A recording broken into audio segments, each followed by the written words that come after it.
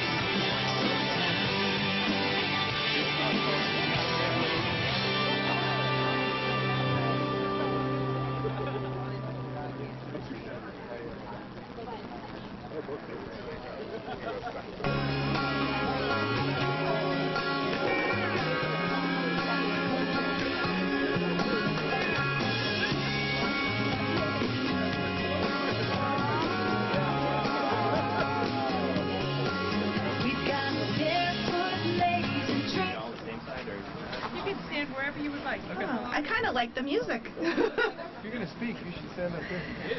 Good afternoon, everyone. What a beautiful day. Thank you so much for joining us all here this afternoon. I am Beth Card. I'm the Secretary of the Executive Office of Energy and Environmental Affairs, and it's my pleasure to facilitate and MC our program here this afternoon, and we have some exciting news. It's an important day as we celebrate the continued success of the Municipal Vulnerability Preparedness Program and this important initiative that is 5 years young and make awards to communities that are ready to take critical action to prepare for the impacts of climate change. The Baker-Polito administration has taken a national leadership role on climate resiliency from the very beginning, doing a whole variety of things by passing Executive Order 569, establishing aggressive strategies around using sound science to support our climate work, by developing the State Hazard Mitigation and Adaptation Plan to provide a blueprint for action, launching the Resilient Mass Action Team, and releasing Climate Resilient Design Standards tool used to help the entire capital budget to make state-funded projects and make sure that we're building in a resilient way across the Commonwealth. Because of this dedication and the success of this program, and really this success has been shown on the national stage as a way that we can really make progress in this area. And because of this success this year, the program has grown from $21 million that we were able to invest last year to $32.8 million to support programs across the Commonwealth, more than ever before, and we are so excited about this accomplishment.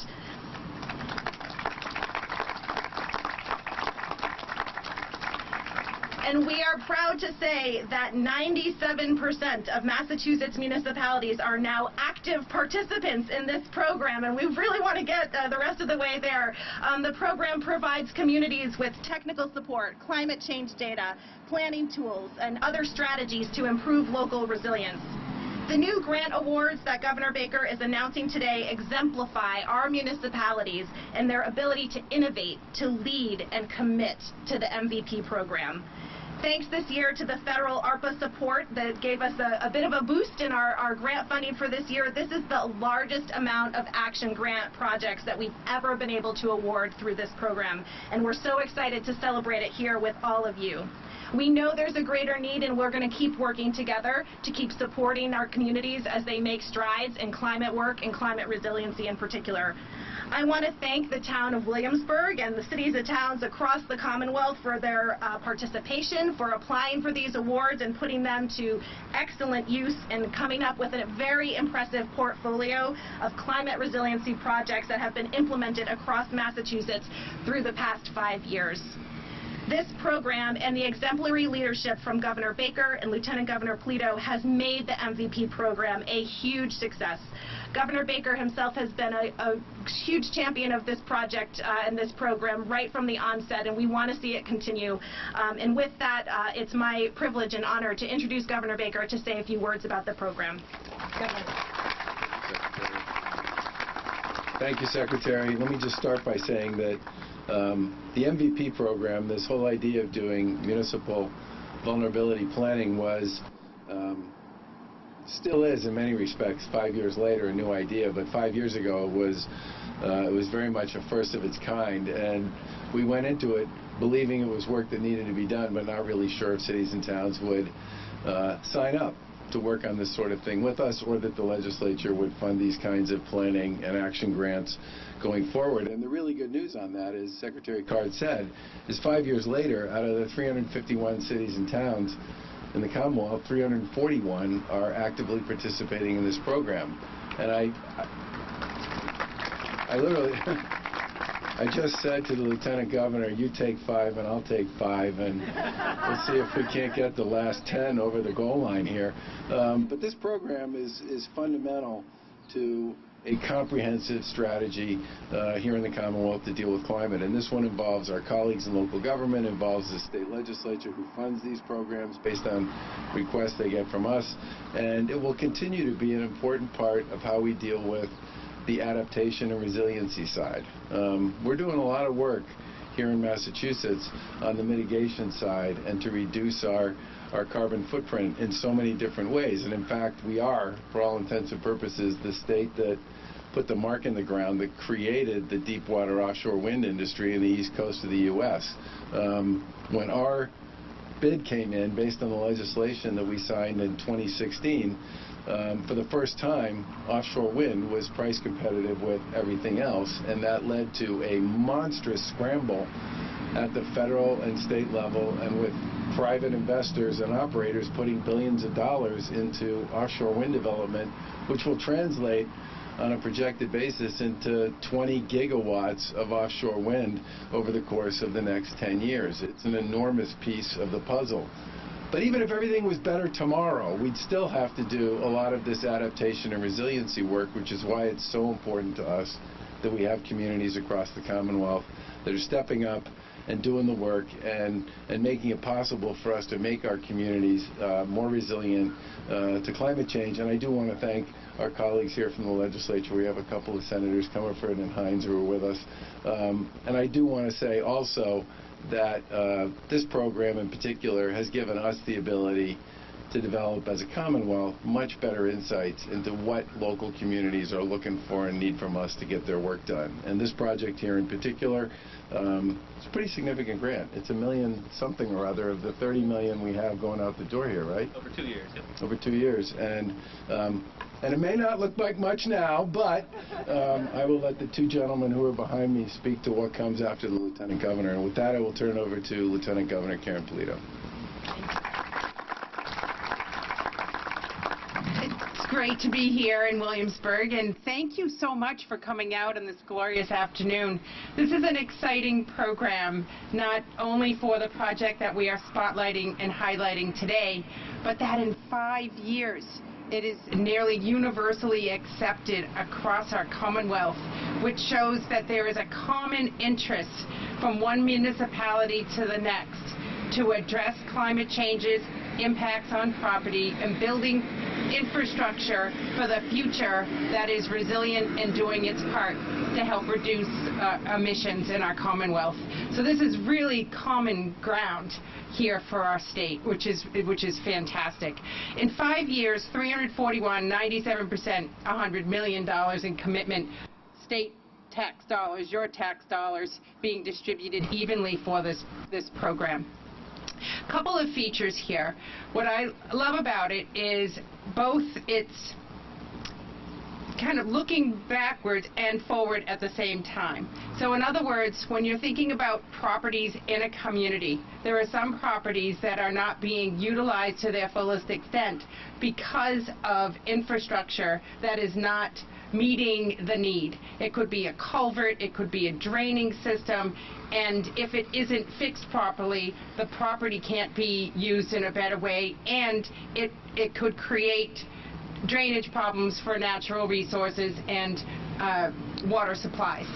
So fixing properties as they are known to us is part of this program. It also forces all of us to think about how to build buildings in the future. Clearly, we cannot build infrastructure and buildings the same way we have been doing for the last 50 years. We have new technology, new features, new materials. And what's exciting about this public safety building and the $1.8 million of grant award today is it is encompassing all of the kinds of features you would want to see in and around the ground, around the building, as well as the features inside the building that will create a renewable energy source for many, many years to come. So it's exciting that we in Massachusetts are embracing these principles and these values, these strategies and best practices. And but for this program, we would not have been able to see these kinds of improvements accelerated at such a rapid pace throughout our state. And then finally, I want to say congratulations to the local officials who built a lot of consensus around how to build this building, a lot of local resource dedicated to a public safety building. And I want to thank the emergency responders, the public safety officials, both on the law enforcement as well as the fire service side. You have a beautiful new home, and congratulations to you. It is now my pleasure to introduce Town Administrator Kakamo.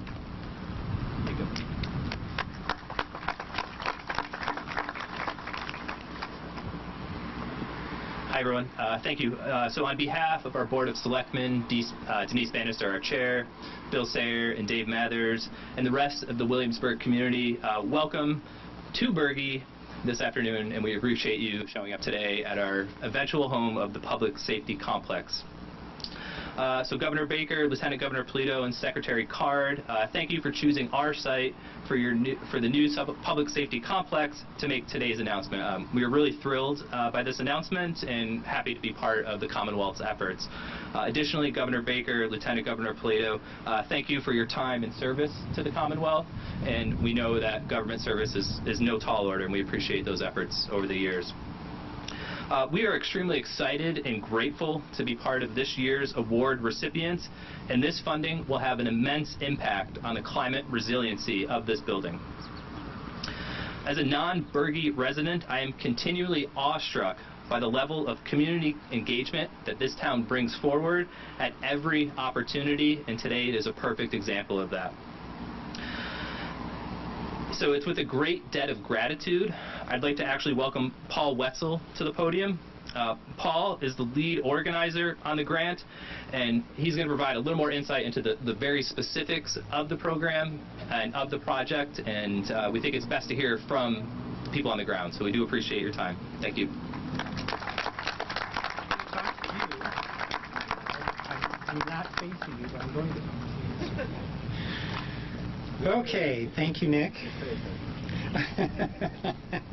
A warm welcome to our political representatives and decision makers. Thank you for coming.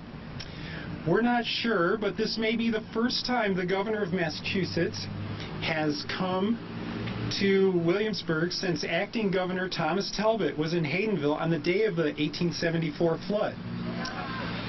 Governor Talbot was in Northampton for a funeral and... Take a picture! I want people to know this one forever! Could be another 100 years! Jeez! Anyway, Governor Talbot was in Northampton for a funeral and rushed to Haydenville at the first word of disaster. He spent the day comforting survivors and gave all the money he was carrying, $200, to start a relief fund. Fortunately, today's circumstances are better. I know, yeah, right? So, all right. So, in Williamsburg, construction of major town infrastructure happens every 60 to 100 years. Right now, the police department is in an old bank building built in 1910. At some point, a two-truck bay was attached to the side of that building for fire apparatus. A second fire station was built in 1904 when Helen E. James provided the town with a large donation for a new station. Incidentally, 10 years later, Helen E. James would donate money for a school built in 1914 at this very spot. which is no longer standing, of course. Both public safety buildings are old and inadequately designed for the operations of modern police and fire departments. As far as energy sustainability is concerned, these buildings were built in a different time with a different sensibility. The buildings have no insulation, they have leaky single-pane windows, are too small for modern emergency vehicles, and are heated using fossil fuels. Williamsburg residents are well aware of how the world is changing, and they want the most sustainable projects possible. However, the cost of the public safety complex was already a strain on the town budget. So many of the best sustainable features of the project, particularly solar panels and power storage, were value engineered out of the initial plan. Gotta love that term, value engineered out. So I say on behalf of the town of Williamsburg to Governor Baker and our other distinguished guests, thank you for having the foresight to develop and implement the Municipal Vulnerability Preparedness Program. Building this public safety complex is a once-in-our-lifetimes chance for the town to construct a building that not only meets the modern needs of police and fire departments, but also demonstrates best practices, sustainable solutions to towns of similar scale across the Commonwealth. Our Municipal Vulnerability Preparedness Action Grant will allow us to construct a safety complex whose greatest environmental benefit will be the reduction of greenhouse gases throughout its lifetime, and do our small part to help the Commonwealth achieve net zero greenhouse gas emissions by 2050.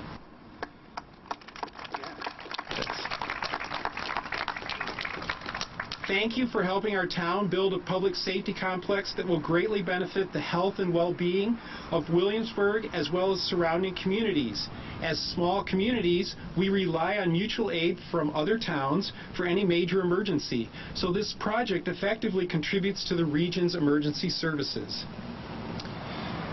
We imagine this corner of Williamsburg as a town common, a place for community gatherings and celebrations. We envision that public park functions of this site will grow with the construction of the new public safety complex. Finally, I had lots of help writing this grant. I want to acknowledge and thank the people that contributed their time and energy to the grant application. Gabby Immerman, a powerful motivator for this action grant, who was instrumental in getting the town to create its original MVP plan in 2019. Jean O'Neill and William Sayre, who wrote the entire public involvement and community engagement section of the grant. Rob Tedisco and Kevin Krobach, owners, project manager, and project architect, respectively, for their help with cost estimates. The Williamsburg Energy Committee, chaired by Jim Permaneri, for their unflagging support for energy sustainable solutions. Sally Loomis for her level-headed thinking and environmental text, the businesses and organizations that wrote letters of support. Nick Kakamo, town administrator, for his excellent administrative sense. The people of Williamsburg work hard for their town and achieve remarkable results. It is great to live in a town with such civic-mindedness and volunteerism. So, thank you. Thanks very much.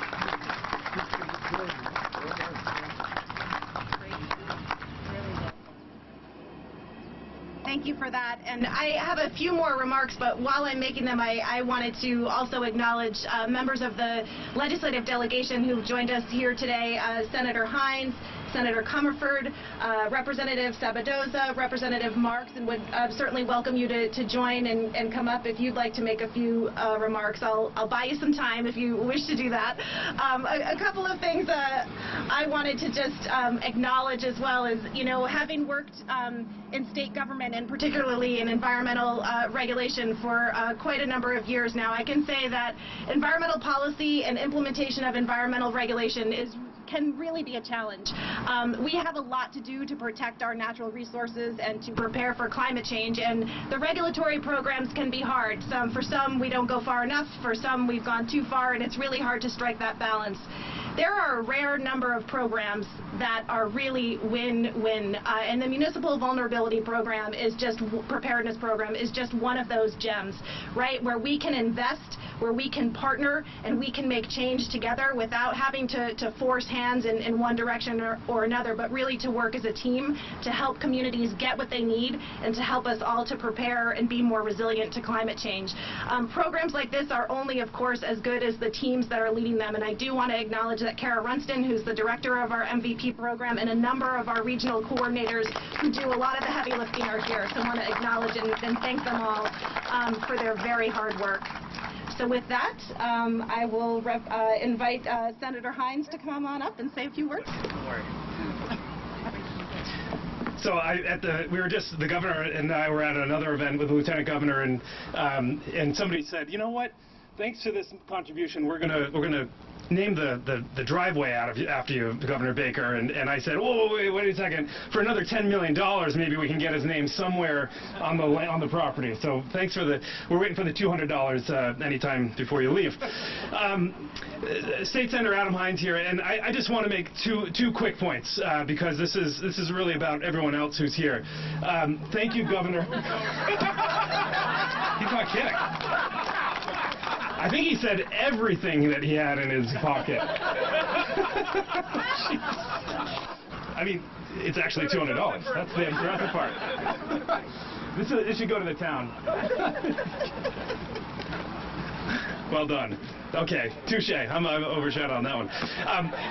Okay, I wanted to emphasize something that the governor pointed out, which is this is a lot about adaptation, but you really can't do this without the mitigation and really going all in on trying to address the issues that have led to the climate disasters that we're seeing. The other thing that I wanted to emphasize is when you look at the project list and those that have been selected, you can see the whole range of impacts that climate change is having on our Commonwealth. It's not just our seawalls, it's when we have a tropical storm and that are happening more and more regularly, these major storms, it's our entire culverts and bridges and roads are being washed out. And so kind of having an awareness of what that means for our small towns that are having a hard time anyway to address these outdated infrastructure pieces. And it's a program like this that is just absolutely critical.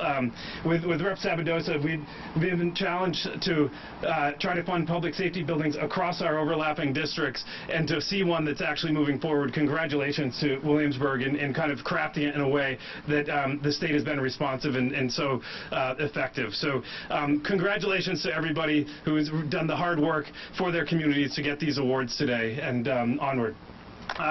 Senator Comerford is our colleague to the east. Thank you. That was a brilliant move, Governor. Hi, everyone. I'm Jo Comerford, Hampshire Franklin Worcester District. I just want to recognize how unbelievably perfect this grant program is and the vision behind it.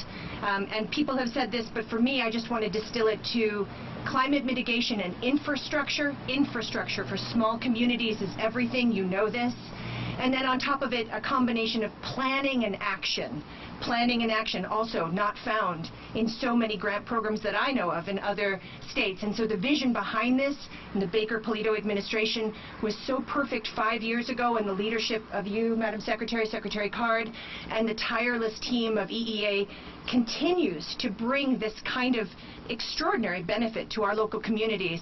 I also want to recognize the planning agencies that help translate the complex MVP world, although the EEA staff make it, so much easier because they are tenacious and ever present for municipalities. And then the municipal officials who do the planning and build, as others have said, the consensus to be able to take this money and the vision of this really important grant program and apply it at the local level toward everyone's benefit. So it's my honor. The governor mentioned this combination, the partnership between the legislature wanting to fund something as visionary and important and smart as this, and that kind of partnership. It's my honor to throw down, along with great colleagues, for the MVP program. It is a favored program in the legislature for very good reason, and we can see it manifested today in all of you. who've taken the time to come and celebrate this important program. And I just want to say, because it's probably my last time to say it in front of the Baker-Polito administration and Secretary Card, but there are other really visionary programs that this administration has created, among them the Food Security Infrastructure Program, created during COVID, that has been absolutely critical. And there's a pragmatism to the way the leadership here has created programs that play out in the kind of benefit we see. So I'm personally grateful, and thank you. And I should now welcome Rep. Sabadosa. You're coming. This is Representative Lindsay Sabadosa. Thank you. Good morning, everyone. It is such a pleasure to be here in Williamsburg. If you haven't heard, Williamsburg was recently redistricted into the 1st Hampshire. So this, I think, is the first official event after the parade that I've been to here. And so I can't tell you how delighted I am. When I was elected 4 years ago now, I sat down with one of my local communities, and the word I kept hearing over and over again was culvert.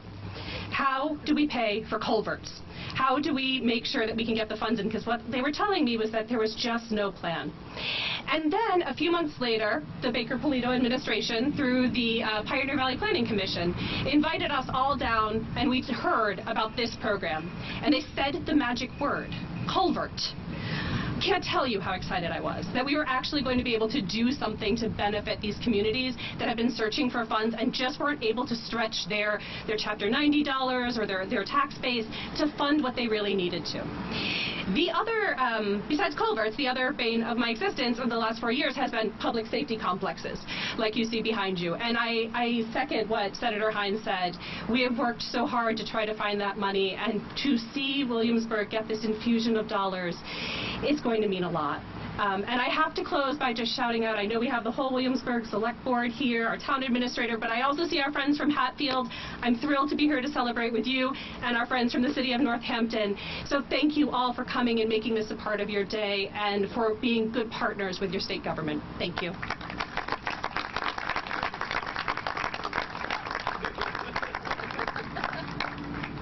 I would now like to introduce Representative Paul Mark.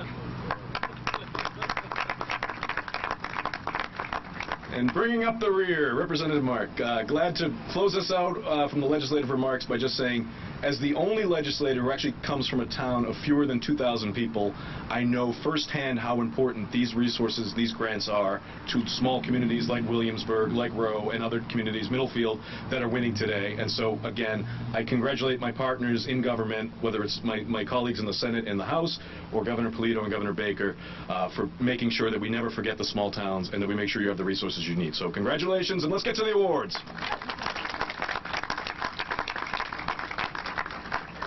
Thank you. All right. Well, I'm not going to name all the awards because I think we have 79 recipients this year, over $32 million. But I can assure you they run the gamut from all of the types of projects that we've been talking about here today and across the Commonwealth. I do, in closing, just want to say, a few things. 5 years, $100 million later, we have made an incredible amount of progress in this area, and it's thanks to the partnerships with all of the folks like you who are here today. Thank you to the communities for participating and working with us.